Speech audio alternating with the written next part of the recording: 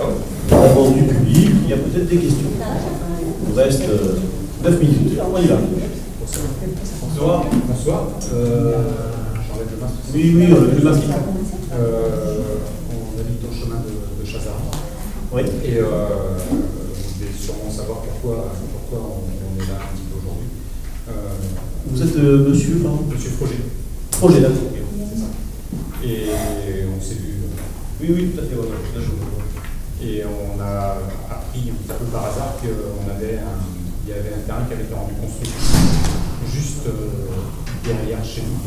Pas de votre fait, c'est pas antérieur, parce que c'est en 2019, oui, et qui appartient à la mairie, et qui va être construit, puisque vous donnez ce soir votre bon pour être représenté chez le notaire, c'est ça? Exactement. Je signe, c'est une délibération. Oui, voilà, c'est la libération. Il va être voté, il va être de maire, justement, pour pouvoir signer. Et donc voilà, on est là pour manifester un petit peu notre contentement, sachant qu'on a aussi appris qu'il y avait eu de 22 hectares, vous étiez passé à 5 hectares. Non, on n'est pas passé à. Oui. Donc une perte de 17 hectares de construction. Et pourquoi pas ce terrain-là, qui impacte quand même totalement une famille, et qui sont vraiment pas bien depuis qu'ils ont appris le projet. Donc on est là un petit peu pour les représenter, parce qu'ils sont vraiment pas bien. Et ils sont prêts à déménager et voire même bien. Donc, dans ce que je comprends bien, dans votre question, c'est de nous dire, bon voilà, par l'ancienne PLU de 2019, a mis une parcelle, donc la parcelle 426 Chazaret, quartier Chazaret, qui était donc une parcelle communale en constructible, ce qui est le cas, effectivement. Donc voilà, nous on a découvert que nous, la mairie, je ne vous cache pas qu'on cherche des financements, on en a déjà parlé.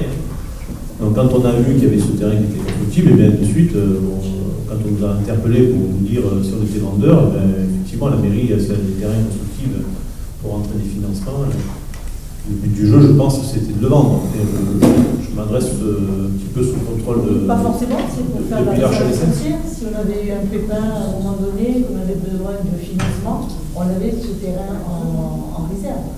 Il n'y a rien qui oblige à le vendre aujourd'hui. Oui, tout à fait. On peut effectivement faire plein de réserves et vous jamais les vendre. Enfin, en tout cas, nous, ce terrain a été mis constructible par notre fait, effectivement, c'est l'ancien PLU. Donc du coup, effectivement, on le vend. On a un acheteur dessus, on a déjà discuté, donc je pense qu'à un moment donné, enfin, on a d'autres terrains, il y a d'autres endroits, si on prend la rue du Nord, on a des terrains qui sont pas à nous, dessus de nos élus, d'Antoine Rousseau, pour ne pas le citer, où là il y a un terrain qui se vend aussi, qui est un terrain constructible, il y a une maison qui va se construire, et c'est la vie du village aussi.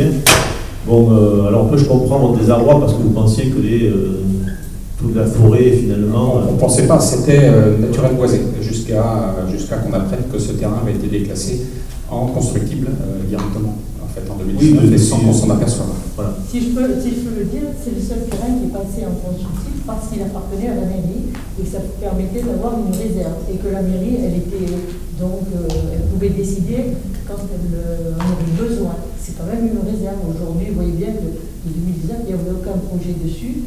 Mais c'était une sécurité. Je comprends bien ça. Il n'y a rien qui oblige aujourd'hui à le vendre. Oui, tout à fait. À moins que la commune ait une grosse c'est dépense surtout qu'au inattendue, niveau accès, c'est pas ce qu'il y a de plus pratique, en fait. En fait, ce qui est dommage, c'est que finalement, l'ancienne municipalité a mis seulement ce terrain constructible, il y en avait certainement d'autres à mettre. Non, parce qu'il appartenait à la mairie. Il y en a d'autres à la mairie, il y en a beaucoup d'autres. Et que dans le projet du PLU, il n'y a eu aucun terrain de 2019, il n'y a aucun terrain qui a été rendu constructible. Oui, parce qu'il appartenait à la mairie. En 2019, il aurait pu avoir d'autres terrains communaux. Non, on était bloqué par le SCOT, non. Et j'ai une autre question, c'est comment un terrain en naturel boisé passe directement constructible? Par une révision du PLU, comme c'était une révision, ce genre de déclassement, il faut que ce soit une révision et non une modification. Oui, mais normalement, c'est pas possible de passer directement de naturel boisé, il faut d'abord que ça passe en naturel. Il faut déboiser et après passer en constructible. D'accord. Et ça a été fait comme ça? Oui, ça a été fait comme ça pour garder cette sécurité pour la famille. D'accord. Mais vous avez bien vu qu'il n'y a rien qui a changé dans le point. Non, tout à fait. Donc voilà. Est-ce que ça répond à vos questions? je vous inquiète, vous avez des inquiétudes, c'est sûr, mais encore une fois... Et là, c'est le maire qui le décide, donc c'est vrai que si le maire décide de ne pas le vendre, de ne pas le vendre, du moins, il ne le vend pas. Si c'est une histoire, si c'est une question d'argent, il y a peut-être des gens, des riverains qui étaient prêts à racheter ce terrain et ne pas le rendre constructible en fait. Maintenant, je pense qu'on étudiera quand même le vice de procédure entre passer du naturel boisé en constructible en une seule étape. Très bien. J'entends. Bon, il me semble qu'on a discuté avec Éric Lorraine, mais au tarif qui a été donné, certains n'étaient pas pour. Voilà. Je me rappelle on ne connaissait même pas le tarif quand vous êtes venu sur place, monsieur. Non, mais j'ai rencontré votre épouse avec vos voisins au bureau, on a eu une longue discussion. C'était après ça. Oui, c'était après, oui, tout à fait. Le problème, c'est qu'il enclave une parcelle. Je crois qu'il y a une parcelle qui est à M. Prudhomme qui risque d'être enclavée si ça se construit. Aujourd'hui, c'est. Enfin, effectivement, pour l'enclavage, mais il n'y a rien qui nous. Je veux dire, qui nous oblige, on n'a pas de servitude avec ce terrain-là. Et on a d'autres possibilités de désenclaver ce terrain. Il n'y a pas que cette possibilité-là. La possibilité, c'est le petit chemin qui continue à monter le long de... On peut faire comme ça a été fait par le passé, mettre des emplacements réservés et élargir le terrain, comme ça a été fait par le passé à 75 reprises. Donc ça, c'est une manière légale qui nous permet de le faire, effectivement. Donc il y a une bout de parcelle, effectivement, qui est communale, et qui rejoint la parcelle de notre administré et qui peut rejoindre effectivement celle de monsieur Prudhomme. Encore une fois, l'enclavage, là, ça serait éventuellement, si effectivement le terrain passe en agricole, passer en constructible. Donc là, ce n'est pas le cas. Et ils vont quand même passer de naturel boisé de boisé vers naturel au prochain. Celui qui est en cours. C'est-à-dire les parcelles qui sont encore classées. Elles sont en 2BC en fait. Oui, en 2BC. Voilà, en 2BC, ça aurait pu disparaître depuis un petit moment, hein, puisque le BC, en fait, l'intérêt de l'EBC, c'est quand on a des bois exceptionnels, parce qu'il faut savoir qu'en 2BC, on ne peut même pas mettre une chèvre à l'intérieur, hein, d'accord? Donc il faut faire attention. Donc du coup, quand on a vu les services de l'État, l'EBC aujourd'hui, effectivement, la commune d'Aubé a énormément de terrains de BC. Je dirais c'est ceinture et bretelles. Et donc aujourd'hui, ça contraint les personnes qui sont dans zone agricole ou les personnes qui sont dans zone naturelle.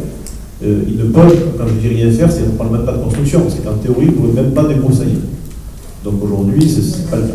Débroussailler, si on veut débroussailler, pas en zone BC. Avec une réglementation. Oui, mais justement, elle est en 2010, la réglementation. Voilà. Merci. Alors, il reste une minute. Est-ce qu'il y a une autre question? Et ça sera court en une minute. On peut faire. Non? Bon, merci. Et bien là, on va pouvoir commencer. Notre conseil, donc, je déclare la séance ouverte, il est donc 18h30. Ouverture de la séance. Nous allons désigner, comme d'habitude, donc une secrétaire de séance. Lucie, c'est bon? Très bien. Donc, je te laisse faire l'appel. Tout le monde entend? J'ai une grande bouche. Angèle Robot. Présent. Karine Molitor est absente et donne le pouvoir à Christian Roussel. Antoine Rousseau. Présent. Mireille Schneider. Laurent Tortosa. Présent. Hélène Lavergne. Présent. Jean-François Guilleton, absent et donne le pouvoir à Sabine Bourrin. Richard Béraud. Présent. Patrice Kéroche. Présent. Ariane Caro. Céline Combe. Présent. Lucie Bellatrix. Sabine Bourrin. Présent. Romain Hernandez. Présent. Cyprien Paris. Présent. Jean-Claude Rome. Présent. Angélique Rourossol. Présent. Christian Roussel. Présent. Pilar Chalessin. Arnaud Zafria. Présent. Estelle Villanova. Madeleine Bouquet. Présent. Et enfin Miliana Brenner qui est absente et excusée. Oui, donc Miliana n'a pas donné le pouvoir puisqu'elle pensait venir et comme le règlement le dit, il faut donner son pouvoir la veille du conseil, donc c'était trop tard. Donc c'est pour ça qu'on n'a pas eu l'occasion de laisser un pouvoir. C'était pour la petite précision. Malgré tout, vous pouvez constater que le quorum est atteint. Et donc là, nous allons passer à l'approbation du dernier PV. Donc normalement, toutes les remontées ont eu lieu autant en partie. Donc je ne vois pas qu'il y ait de modifications. Y a-t-il des questions? Non. Donc, qui est pour? Non, je plaisante, on va pas faire le lever de tout le monde. Qui est contre? Qui s'abstient? Approuvé à l'unanimité, merci. Donc, on va faire un petit tour de table de signature comme d'habitude. Je laisse 2 minutes. Donc, autorisation au maire de demander une subvention dans le cadre de la rénovation énergétique des bâtiments publics. Et je vais laisser Antoine nous dire cette délibération. Merci. Merci Angèle, vous m'entendez? Oui, c'est bon. Donc il s'agit d'une subvention qui est en fait qui correspond à des dépenses qui ont déjà été votées pour une subvention de la DSIL exceptionnelle en début d'année pour le projet de rénovation énergétique de la mairie. Donc je vous rappelle que dans le cadre de la DSIL, on avait 4 postes. Il y avait une étude, il y avait le remplacement des menuiseries, il y avait l'isolation et il y avait le changement éventuel d'une chaudière. Et ces 4 postes, on a obtenu 40%, grâce à une délibération qui a déjà été prise, de la DSIL exceptionnelle. Ici, il s'agit de demander une subvention complémentaire sur les mêmes dépenses, donc ce n'est pas des dépenses en plus, hein, mais qui sont dans l'assiette et uniquement sur l'isolation et les menuiseries. Et donc là-dessus, on va demander 50 000 € à la région Occitanie de subventions supplémentaires pour changer ces menuiseries et faire cette isolation. Et donc, ça fait une opération qui est de 212 000 € au total, 50 000 € de la région, et les 85 000 € que vous voyez dans autres subventions, c'est ce qui correspond à la dotation de la DSIL exceptionnelle déjà accordée. Voilà, donc encore une fois, c'est une deuxième délibération pour des mêmes dépenses, c'est juste pour obtenir une deuxième subvention dans le cadre de ce projet. Et il y en aura une troisième si jamais nous décidons de changer la chaudière fuel et de la transformer en une chaudière granulé bois, puisque dans ces cas-là, il y a des financements par la région et par l'ADEME par l'intermédiaire du fonds chaleur. Mais ça, on n'y est pas encore. Il faut d'abord que l'étude soit faite pour qu'on prenne les décisions qui s'imposent. Voilà. J'espère que c'est clair. Très bien. Y a-t-il des questions? S'il n'y a pas de questions, le quorum est atteint, comme vous le savez, donc nous allons passer au vote. Alors, qui est contre? Qui s'abstient? Adopté à l'unanimité, merci. Délibération numéro 31-2021, donc autorisation au maire de signer l'avenant numéro 1 du contrat de performance énergétique avec l'ASPI, prestataire de la commune pour l'éclairage public. C'est Antoine qui nous l'a dit aussi. Merci. Donc il s'agit du remplacement en fait de tout l'éclairage public ancien. Vous savez qu'on a un parc qui est partiellement composé d'ampoules LED, mais aussi de vieilles halogènes et encore pire de ballons fluo, qui sont maintenant des appareils qui sont strictement interdits à la vente, c'est-à-dire que si une ampoule casse aujourd'hui, on n'a pas le droit de la changer. Donc le contrat de performance énergétique qui était déjà signé par l'ancienne commune prévoyait de diminuer le pourcentage de ballons fluo et d'halogènes sur la durée du contrat qui se termine dans 4 ans. Mais nous vous proposons en fait d'anticiper ce contrat de performance énergétique et de changer l'intégralité des ballons fluo et des halogènes, qui sont encore une fois dangereux et consommateurs d'énergie, et de les changer dès cette année, pour en fait anticiper la réalisation de ce contrat de performance énergétique. Donc ce sont des dépenses qui étaient déjà prévues, si vous voulez. Alors, il y a un petit supplément de 20 000 € sur un peu plus de 100 000. Hein. Ce sont des dépenses qui sont déjà prévues, mais qu'on décide de réaliser maintenant pour faire les travaux tout de suite. Ça va nous faire des économies d'énergie. Et ce qui a été négocié avec l'ASPI, et c'est l'objet de cet avenant, c'est de ventiler les dépenses sur plusieurs années en maximisant les dépenses chaque année à 30 000 €. Donc on va avoir 30 000 € pendant 4 ans et 28 000 € la dernière année. Et en faisant ça, ça nous permet d'abord d'étaler les dépenses et ça nous permet d'atteindre le plafond maximum de subvention du SMEG, le syndicat de l'électrification du Gard, qui donne 20% pour ces travaux-là, avec un maximum de 6 000 €, c'est-à-dire sur des travaux de 30 000. Donc on va faire une dépense par an de 30 000 €. À chaque fois, on va récupérer les 6 000 € du SMEG, et puis à la fin, on aura terminé de ces dépenses. Mais comprenez bien que l'ensemble, l'intégralité des travaux vont être réalisés normalement cet été si les pièces sont livrées à temps, parce que vous savez qu'il y a un petit peu de difficulté dans l'approvisionnement des marchandises de ce côté-là. Voilà, donc la délibération consiste à faire cet avenant avec la société SPI pour faire ce que je viens de vous expliquer. Y a-t-il des questions? Madeleine? Quel est le gain espéré? Quel est le gain espéré? Le gain espéré, alors c'est une bonne question. Ce que je peux vous dire, c'est qu'il y a une centaine d'ampoules qui sont concernées directement sur 400, donc c'est à peu près 25% du parc. Je sais que les ampoules LED consomment à peu près 50 watts par ampoule. Peut-être que Régis saurait vous dire, mais malheureusement il n'a pas le droit de prendre la parole pour nous dire combien consomme un ballon fluo. C'est beaucoup plus, je crois que c'est 4 fois plus, mais je ne voudrais pas dire de bêtises. Quoi qu'il en soit, ça va faire des baisses importantes. Alors oui, j'en profite pour préciser que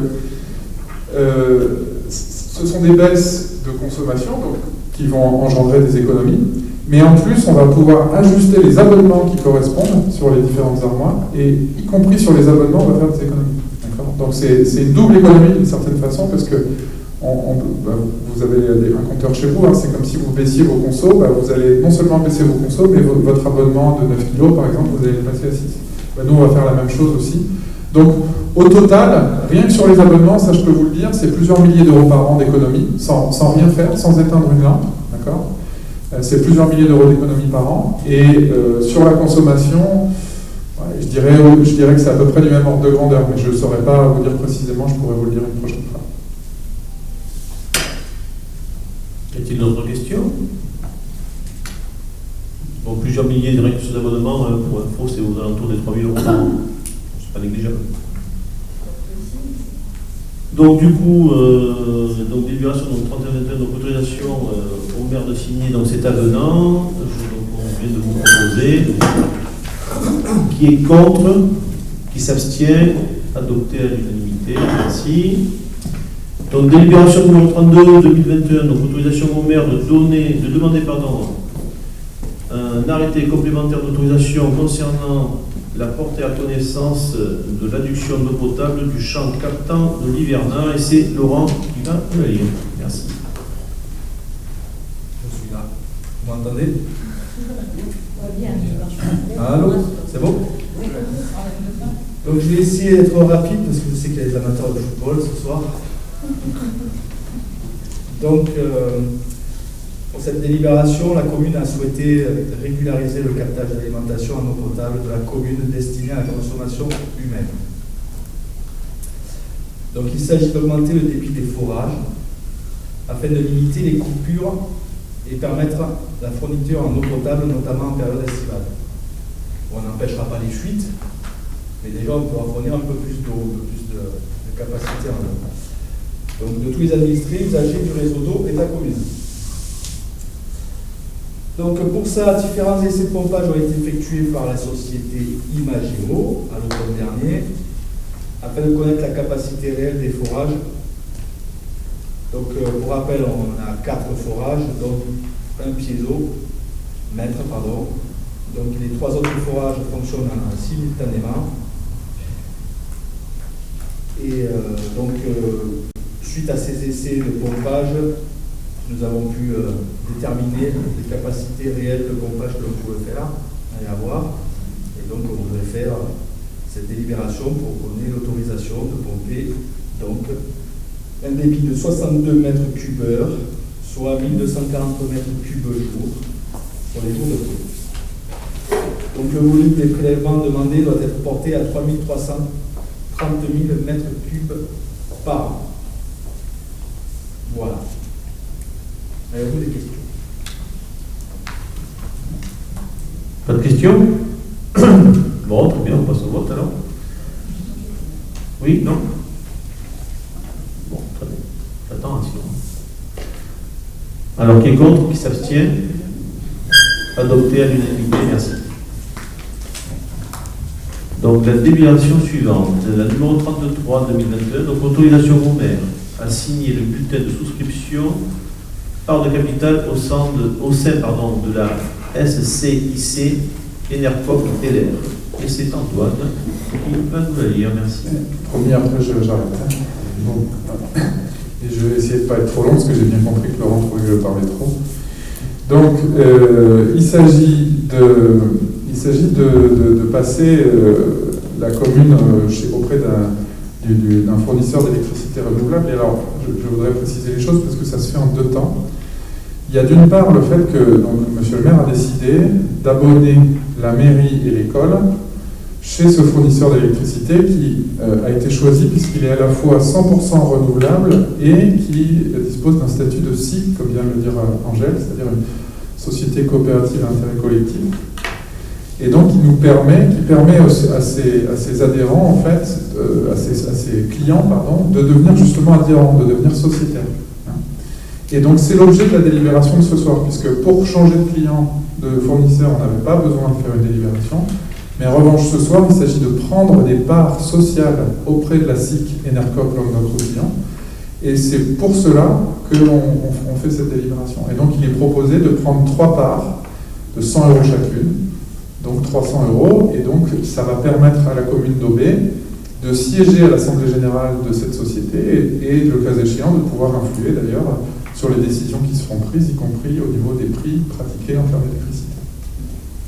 Voilà. Et pour mémoire, vous savez peut-être qu'Enercop est également la société qui achète l'électricité produite au parc photovoltaïque d'Aubé. Donc, en faisant ça, on boucle une boucle à la fois énergétique et financière, c'est-à-dire que les investissements reviennent à la commune d'Aubé, etc. Et ça tourne en passant par ce fournisseur d'électricité. Je précise évidemment que tout ça ne nécessite aucun travaux, aucune modification, etc. Changer de fournisseur d'électricité, aujourd'hui, ça se fait en cliquant sur un bouton sur Internet. Voilà. Bien, merci. Y a-t-il des questions? Donc, s'il n'y a pas de questions... Non, au niveau prix, est-ce que ce sera le même prix que l'électricité achetée aujourd'hui à EDF ou pas? Alors, bien sûr, non, c'est pas le même prix. Hein. L'électricité 100% renouvelable, c'est pas le même prix que l'électricité fournie par EDF. Donc, aujourd'hui, on est dans un marché qui s'appelle Héroénergie, que vous connaissez, parce que ça a été signé sous l'ancienne mandature, qui ne permet pas, en fait, il n'y a pas de lot qui permet d'avoir ce type d'électricité 100% renouvelable avec garantie d'origine, etc. Ça va peut-être changer par l'avenir. Donc on pourra peut-être rester dans le marché tout en faisant ce genre de démarche. Aujourd'hui, ce n'est pas possible. Et sur les 45 000 € à peu près d'électricité de la commune chaque année, ça représente à peu près 300 €. D'accord ? 300 € sur la totalité du budget électricité. Et le budget de mairie-école, c'est environ 4 000 €. Donc c'est un peu moins de 10%, sur ce poste-là. Mais vous avez bien compris que c'est uniquement sur mairie et école, il ne s'agit pas de passer tout le village à l'électricité 100% renouvelable. Ça, on ne pourrait pas le faire financièrement. Ce ne serait pas possible. En complément, de toute façon, avec les économies qu'évoquait Antoine sur la précédente délibération, ça couvre très largement. Et l'idée, c'est de dire aussi, on produit de l'énergie verte sur le territoire d'Aubé et on participe. Ça va jusqu'au bout de la chaîne, donc on en consomme aussi. Alors c'est vrai que, comme le disait très justement Antoine, comme il y a un coût supplémentaire, donc du coup il n'est pas question de mettre tout le village, mais au moins symboliquement mettre la mairie et un ou deux bâtiments, c'était plutôt sur le symbole, effectivement. Autre question? Donc qui s'abstient, qui est contre? Adopté à l'unanimité, je dirais. Merci. Et en vrai, il faut aussi valider la personne qui va siéger au conseil d'administration. Et donc, à l'Assemblée Générale. Voilà, à l'Assemblée Générale, il nous faut donc un élu. Nous proposons que ce soit la personne qui nous représentera sera Antoine, si vous en êtes d'accord. Donc, y a-t-il des oppositions à ça? Est-ce que qui est contre? Qui s'abstient? Merci. Angèle, je me suis abstenu. Oui, une abstention, pardon.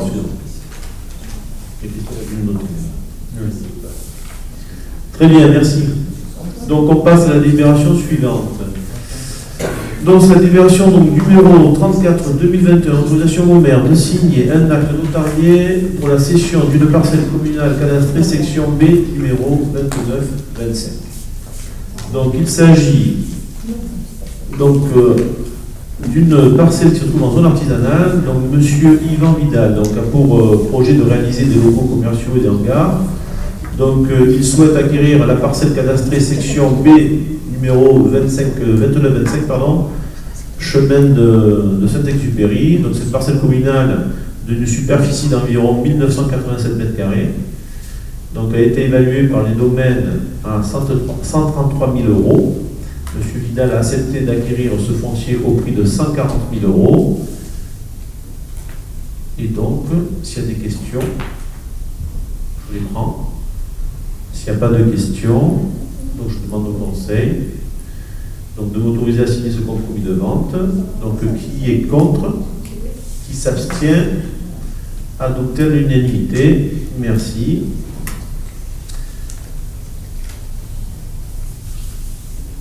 Délibération suivante, donc autorisation au maire de signer donc un acte notarié pour la cession des parcelles cadastrées section B 468 et 2208, c'est en zone artisanale, et la parcelle A numéro 426, c'est en zone UD, quartier de Chazaret, la parcelle dont on parlait tout à l'heure. Donc, monsieur et madame Guillermin ont pour projet donc, de réaliser donc, dans la partie zone artisanale des locaux commerciaux et des hangars. Et comme ils souhaitaient effectivement habiter sur la commune, ils ont vu qu'il y avait un terrain qui était constructible, donc nous on l'a aussi découvert. Et donc ils souhaitent acquérir donc, des parcelles communales situées, donc des parcelles B468 et B2208, situées grand chemin d'une superficie respective de 1490 m² et de 375 m². Et la parcelle cadastrée section numéro 426, lieu-dit Carlon, d'une superficie de 710 m². Ces parcelles ont été évaluées par les domaines, donc une à 125 000 euros pour les parcelles cadastrées section B 468 et numéro 2208, et 115 000 pour la parcelle cadastrée section A numéro 426. Donc ce sont, je rappelle juste que tout ça, ces estimations sont hors taxes. Hein. Après, il faut rajouter 20% de TVA dessus. Donc, pour la vente des terrains? Oui, tout à fait. Madame Guillermin ont accepté donc d'acquérir ce foncier au prix total de 245 000 euros, soit 130 000 pour la parcelle cadastrée section 468 et la parcelle 2208, et 115 000 euros pour la parcelle numéro 426. Et je parle bien sûr en hors-taxe. Donc je vous demande donc de m'autoriser à signer ce compromis, l'acte authentique de vente pour la cession des parcelles dont je viens de citer les numéros. Y a-t-il des questions? Oui, bon. Je trouve dommage quand même que ces deux parcelles qui sont en zone artisanale, elles ont été achetées pour justement désenclaver des parcelles sur cette zone. Évidemment, ça a été fait à un moment donné où il y a eu une vente, donc on a saisi l'occasion d'acheter. Mais là, nous avions prévu de désenclaver tout le secteur. D'ailleurs, la commune dernièrement a acheté des terrains dans ce secteur.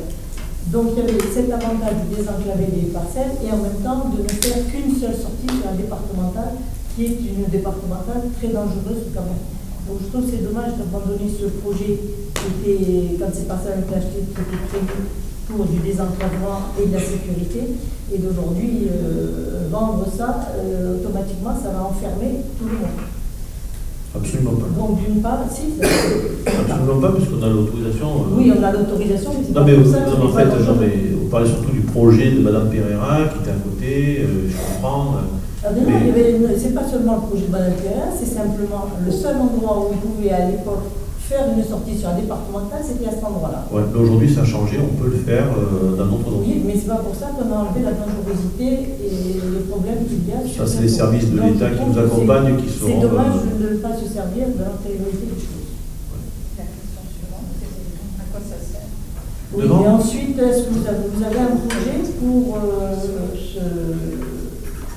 l'argent récupéré, quoi. C'est-à-dire, est-ce que vous aviez un besoin financier pour vous obliger à avancer? En fait, on va pas polémiquer pendant 2 heures avec ça, mais on récupère quand même dans beaucoup d'endroits un champ de ruines. Et on a une école à faire, on a des réseaux d'eau qui sont catastrophiques, on peut y revenir dessus, même si cet argent-là ne servira pas effectivement pour les réseaux d'eau.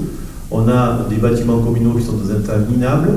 On a une mairie qu'on va essayer quand même de rénover parce que c'est un scandale de mettre des agents à l'intérieur. Actuellement, il fait 35 degrés dans les salles, c'est un scandale. Je ne parle même pas des écoles maternelles qui ne sont pas climatisées. Et effectivement, on a fait le choix de ne pas augmenter les impôts. Et on a fait le choix aujourd'hui de vendre du foncier communal pour pouvoir financer tout ça parce qu'il va falloir le faire, des choses qui n'ont pas été faites pendant 20 ans. Ça peut répondre à votre question. Oui, mais elles n'ont pas été faites pour une bonne raison, parce qu'il y avait des choix à faire. Oui, les choses, c'est qu'effectivement, d'enterrer les réseaux électriques pour faire du bruit, pas du sanitaire. Je rappelle quand même qu'on a un taux de plomb excessivement important. Il y avait une volonté quand même de ne pas les faire. On a fait passer d'autres priorités avant, comme la station d'épuration. Oh, la station d'épuration, oui, c'était plus qu'une priorité, effectivement. Oui, elle a été subventionnée à plus de 50%. Les transformateurs électriques, il y en a eu 7 quand même qui ont été placés. On avait un réseau électrique qui était très très bien. C'est bien, on le notera. Sur un bilan de 20 ans, faire une station d'épuration, ils ont remplacé 7. Il n'y a pas de souci. On rappelle les choses, il n'y a pas que vous qui pouvez critiquer les choses. Non, mais on dit aussi ce qu'on a trouvé, et je pourrais la lister là. Énormément de choses, comme des terrains constructibles que vous allez vendre aujourd'hui. Ce terrain, pourquoi ne pas le vendre? Si vous avez des riverains qui sont intéressés, vendez-les aux riverains. Non, mais les riverains n'étaient pas informés, et de toute façon, les riverains ne sont pas intéressés, quand ils ne sont pas intéressés, les acheter. Voilà. Il faut les vendre à qui? Si les riverains sont intéressés, pourquoi ne pas aujourd'hui, les contacter? Et ils ont été contactés, les riverains. Si, on a fait une réunion avec les riverains, ils ne sont pas... Maintenant, ces riverains ont changé d'avis, il fallait qu'ils le disent. S'ils le disent, je pense qu'ils ne sont pas frappés de paiement. Oui, mais là, ils ne peuvent pas le dire. On est en train d'avancer. Il fallait peut-être mettre un autre terrain constructif. Mais on peut très bien rendre un terrain constructif et le garder en réserve. Et ça, c'était votre choix, c'est pas le nôtre. Eh oui, bien sûr. Eh oui, effectivement. C'est comme vous avez dit, vous avez fait des choix et qui aujourd'hui nous mettent dans des conditions un peu difficiles financièrement. Vous ne pensez pas que vous allez arriver en mairie et vous trouver tout rose. Ah, mais oui, mais des communes. Eh oui, donc ça on l'a bien eu. Ouais. Je rappelle juste qu'il y a des communes à côté où il y a 98% des gens qui sont raccordés à l'assainissement collectif. Ici, on a un peu moins de. Et aussi, 47%. ils ont Saint-Jean-Tas aussi sur la tête. Non, ils n'ont pas Saint-Jean-Tas, ils ont fait des choix. Effectivement, vous avez raison, Madame Chalessin, ils ont fait des choix. Vous avez fait des choix, vous l'avez dit, vous avez fait vos choix, très bien. Bon, voilà, ils sont ce qu'ils sont. Et aujourd'hui, nous, on fait d'autres choix qui, à mon avis, sont de remettre le village à niveau, parce qu'il n'est pas à niveau. Et donc, du coup, il faut de l'argent pour ça, effectivement, parce que l'argent, c'est un outil. Et si on n'a pas d'argent, on ne peut pas avancer. Donc, on va passer au vote. Il y a une autre question? Non? Donc, on va passer au vote. Qui s'abstient? Qui est contre? Donc, on a 2 contre. Voilà. Adopté à la majorité. Merci.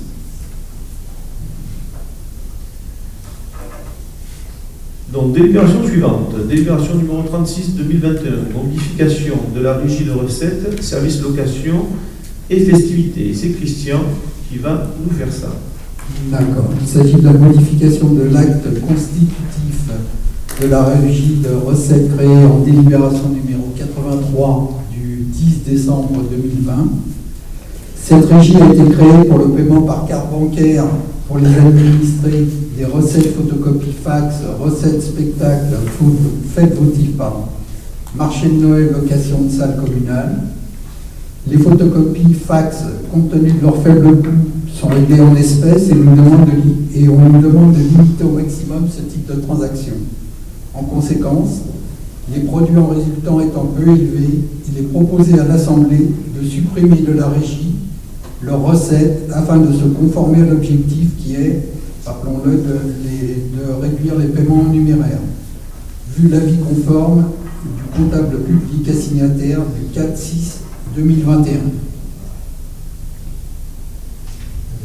Très bien. Il y a des questions? Donc, s'il n'y a pas de questions, on passe au vote. Qui est contre? Qui s'abstient? Adopté à l'unanimité. Merci.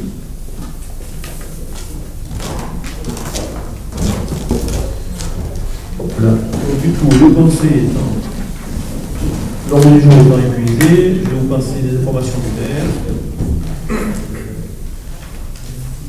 Donc en information du maire, donc nous avons donc en décision donc au mois de juin 2021, donc on a fait le choix de l'agence d'urbanisme, architecte paysager, pardon, qui est ex-ETERA de Montpellier, pour la réalisation d'une mission d'étude de faisabilité urbaine et paysagère dans le secteur de l'école, commerce et argilier pour un montant de 18 150 €. Je rapporte taxe. Je rappelle que ça, c'est quelque chose qui nous a été un petit peu imposé suite à une réunion avec la DDTM. Et donc, il a fallu qu'on réagisse assez rapidement. Et nous avons obtenu ce cabinet. Décision, donc, aussi, que nous avons prise de choisir donc, Romain Jeannot, architecte, qui est basé à AOB, donc c'est rue Arthur-Mabédy, pour la réalisation d'une mission de maîtrise d'œuvre pour les travaux de rénovation de la mairie pour un montant de 21 600 € hors taxe, puisque à partir après la fête, nous allons commencer les travaux à la mairie et nous allons faire tout le rez-de-chaussée de la mairie, nous allons modifier une partie, on va faire ça en 2 temps. Nous avons des subventions pour ça, on a déjà parlé, et donc c'est ce cabinet d'architectes, donc c'est monsieur Jeannot qui est sur OB, qui va suivre ces travaux. Au niveau de la culture, je vous rappelle, bon, ça s'est déjà passé, mais il y a eu un spectacle de théâtre gratuit qui était proposé par la mairie, donc il y a eu une délibération là-dessus aussi. Donc samedi 12 juin dernier, donc derrière la cour du château. Les 4 saisons de l'art ont commencé aussi en information. Ainsi, donc, il y a eu un vernissage qui a eu lieu là, le samedi 12. Et vous avez aussi un vernissage qui a eu lieu au Moulin de Carrière, une exposition d'artistes sur OB, donc il y a eu lieu dimanche dernier. Donc il y a une artiste OB, Marie-Désir Boisson, peintre obésienne, ainsi que Catherine n'est pas d'OB, donc Catherine de Cougonne et Florence Portefait, qui nous présente là-bas leurs œuvres. Ça c'est pour information. Et c'est jusqu'au 27 effectivement, je viens de me le rappeler. Ce jeudi va commencer donc les premiers jeudis d'OB ici au Parc des Aubries. Et nous avons signé, alors j'ai signé un courrier de soutien aux manadiers, donc la Fédération des Manades ont fait un certain nombre de revendications, ils ont demandé au maire de la région de les soutenir, et après discussion avec quelques-uns, on a trouvé opportun de signer, que je signe ce courrier en soutien à la Fédération des Manadiers. Voilà pour l'information. Le conseil est terminé. Merci. Et j'ai oublié la fête de la musique, le 19, mais vous avez déjà fait ça. Merci.